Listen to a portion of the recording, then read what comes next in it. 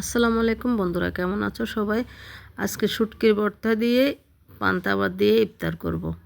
তো দেখো, আমি পেঁয়াজ, সিম, রসুন, কাঁচামরিচ সবগুলো শুটকি মাছ একসাথে দিয়ে একটু লবণ দিয়ে আমি সিদ্ধ করে নিচ্ছি। তো সিদ্ধ হয়ে গেলে এটাকে আমি পাটায় পিষে ভর্তা করে নেব। তো এই ভর্তাটাকে এই যে দেখো, খুব সুন্দর সিদ্ধ হয়ে গেছে সব কিছু। তো এখানে রসুন আর পেঁয়াজগুলো একদম মজে গিয়েছে। এখন আমি এটাকে একটু একটা ফ্রাই প্যানে দিয়ে একটু ভেজে নেব। একটু বাজি করে নিলে হবে কি যে পানি থাকবে না, আর শুটকির ভর্তাটাও খুবই ভালো লাগবে খেতে। তো এই যে এখন আমি পাটায় দিয়ে দিলাম, এখন বেটে নেব।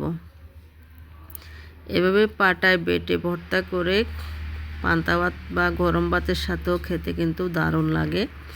তো এই যে পাটায় পিষে নিচ্ছি, ভর্তাটা কিন্তু একদম আঠালো হয়েছে, খেতেও অনেক ভালো লেগেছে।